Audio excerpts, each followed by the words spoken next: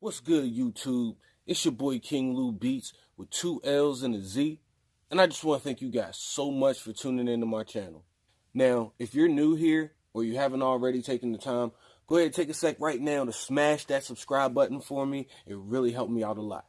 Go ahead, I'll wait.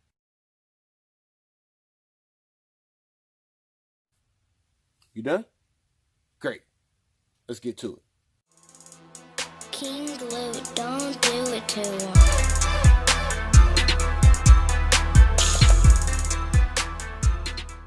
Now, I've been producing music for a little over 10 years now, and I've worked in home studios, I've worked in semi-pro studios, and professional grade studios.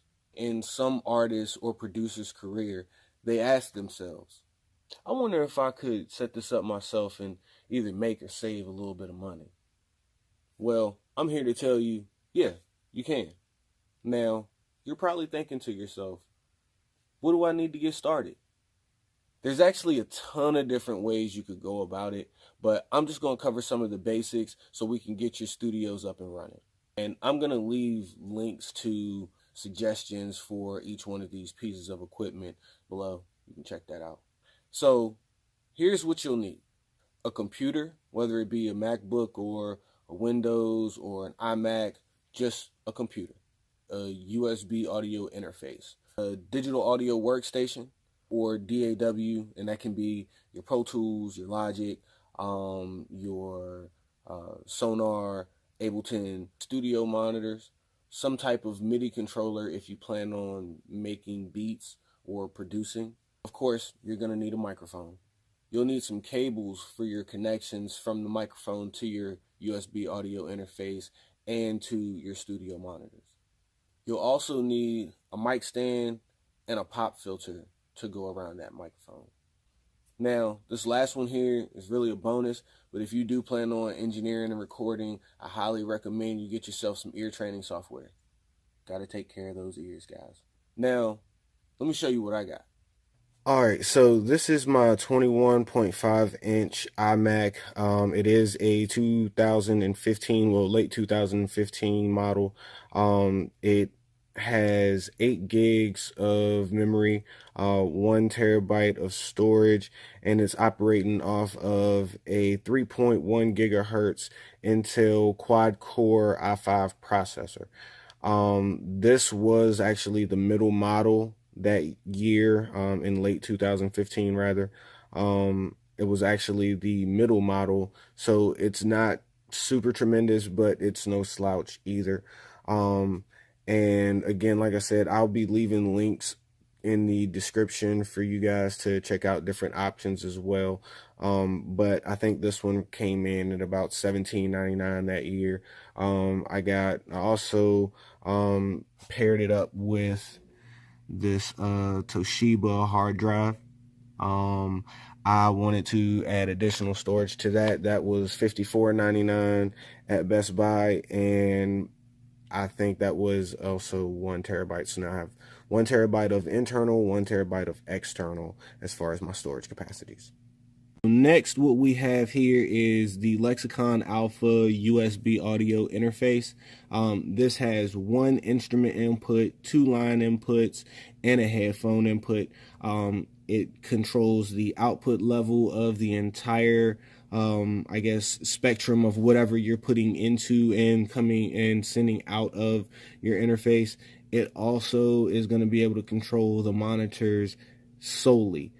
So that's actually good for, mixing and engineering and changing the levels of what you're mixing to versus headphones versus studio monitors versus anything else that you may be mixing on. And this also has a great function there in the center. This is your monitor, whether it's going stereo or a mono, so that way you can check the sound, because everything's not stereo. Cell phones are a lot of times not stereo. They are heading that way, but a lot of times they're mono, so you want to make sure your sound sounds good across all kind of mediums. This is a good USB interface for that. It's part of the reason why I chose it. Another part is the price point. It was $49. And again, I'm not going to be recording any artists, so this low price point and some of the kind of quality that you would get out of a more expensive USB interface really doesn't make a difference to me, because all I'm going to be doing is engineering and producing. Next up, we have the granddaddy of speakers, so to speak. Everybody can tell by the yellow cone that these are KRK. These are third generation Rokit 6-inch speakers. I chose 6-inch because I know the setup that I have, 8s would have been too much and 5s wouldn't have been enough. So I went in the middle of the road with it. The frequency range on these is 30 hertz to 35,000 hertz. It also has 25 watts of high frequency power and 48 watts of low frequency power. Peak SPL in these are 107 dB. And the connections that you can have are unbalanced with RCA connections, and you can have balanced connections with 1/4-inch TRSs, and you can have the XLR connections. I chose to go with the XLR, but if you do your research, you'll understand why I decided to go with XLR, or you might feel like TRS is better for you. I felt like XLR was the way to go here. And those also came with the Nanopatch Plus 2-channel volume controller made by JBL. Now, this is actually a really good coupling with the KRK6s because of the frequencies that this can pick up. This can go from 20 hertz to 40,000 hertz, and the speakers again are 30,000 to 35,000, so it's well within and even a little bit outside of the range of the speakers. The mute button is obviously a mute button. There's no need to really go into detail about it, but it does come in really handy. So yeah, I mean, this thing is really good, and as you can see, it goes up to 0 decibels, so you're not adding any gain into your mixes or your productions. You're only tweaking your speakers around it and making sure that it's a decent sound all the way around. So it's an awesome coupling from Sweetwater. Again, they really did a good job of this, and the price point wasn't too bad. Came in at $460. You can find couplings like this all over the internet. But again, like I said, I will leave links in the description for you guys just for some suggestions. That way you can kind of start and, know what to look for. But yeah, this is a really good pairing. Again, like I said, $460. You really can't beat it. And then last, but definitely not least, this has to be my favorite piece of equipment. This is my Nektar Impakt LX49 Plus MIDI controller / keyboard. This thing, man, I got this last year from my wife for a Father's Day gift, and I couldn't begin to say anything bad about this keyboard.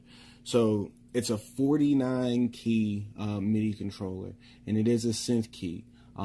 They are velocity sensitive. The pads are velocity sensitive.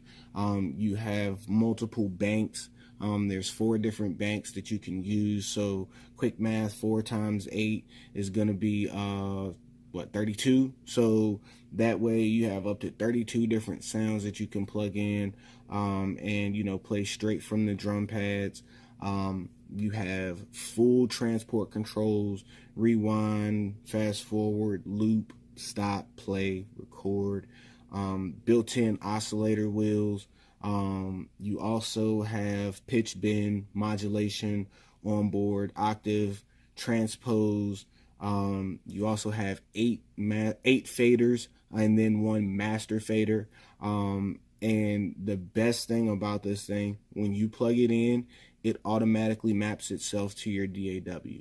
So when you press the mixer button on this keyboard, it's actually going to allow you to use the master faders on the left side of the keyboard to control the master faders in the Logic or in the Pro Tools or Ableton or whatever DAW you decide to go with. It's going to allow you to control it right from your keyboard. When you put in a synthesizer, the oscillator wheels are going to allow you, well, the oscillator knobs, they're going to allow you to change the LFO, the envelope amount, the resonance, the cutoff, stuff like that straight from the keyboard controller. This keyboard controller was $160. It's seeming to be like that's the standard rate for that. I've used other MIDI controllers before. I've used Akai, I've used Yamaha's, I've used this one obviously, and I can't find another one that's better. So that's just my 2 cents on keyboards. But like I said, I'll leave a bunch of different links for you guys. That way you can make your own decision. And it's just a USB quick plug-in type situation. And once you install the driver and load up your DAW, you can start going to work instantly. It's the best keyboard I've ever had. So shout out to Nektar for doing their thing with this keyboard, because it is a piece of work. It also comes in 25, 61, and I think 88 key too. So if you're looking for a keyboard and you need a different size, definitely check them out. Well, guys, that concludes my home studio tour. I hope you guys enjoyed it. It was requested for me to do a home studio tour through my Instagram. And if you guys aren't following me on Instagram or Twitter or Facebook, definitely go ahead and do that. It's King Llew with 2 L's, EW, Beats with a Z. I'm the same everywhere, but I do ask my community what they would like to see, because I want to make videos that are honestly going to help you guys. So I hope this was something that you guys enjoyed, and if you have any questions, feel free to hit me up.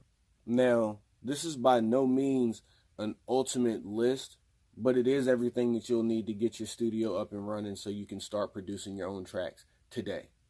Thank you guys so much for watching today.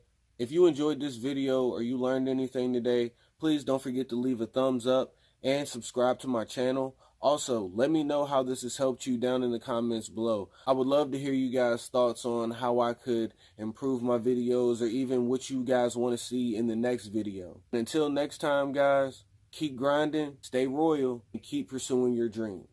King Llew,